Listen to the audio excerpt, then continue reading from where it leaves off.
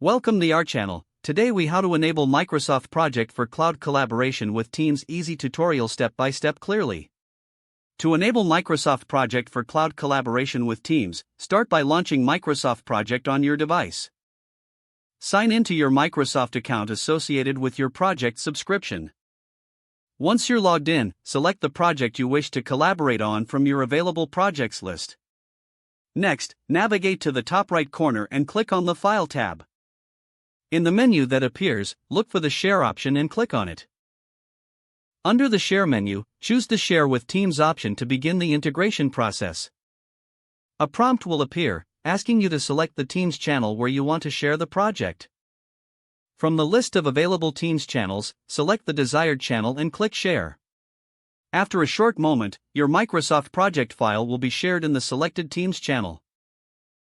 To access your project in Teams, open the Teams app and go to the chosen channel. Look for the Files tab at the top of the channel and click on it. You should see your shared Microsoft Project file listed among the other files. To open and edit the project, click on the project file. It will launch in the Microsoft Project online interface, allowing for real-time collaboration. You can now invite other team members to join and collaborate by clicking on the Invite button.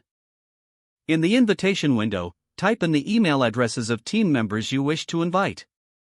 Once you've added everyone, click Send to invite them to collaborate. As team members join, they can view and edit the project simultaneously.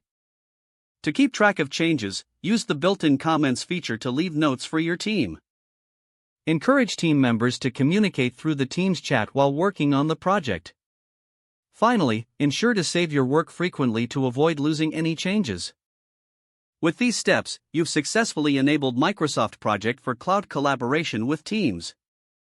If the page does not load, refresh the browser or try again in a private or incognito window. Make sure you are using the correct email address, then retype it carefully to avoid small typos.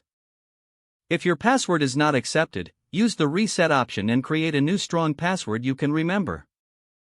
Check your spam folder for verification or security emails, then complete any requested confirmation steps. Enable two-factor authentication if available to improve account security and reduce unauthorized access risk. After signing in, review your profile details so your contact information and settings are accurate and current. If you see an error message, note it down and try again after restarting your device and internet connection. Don't forget to like this video and subscribe to our channel for more step-by-step tech guides.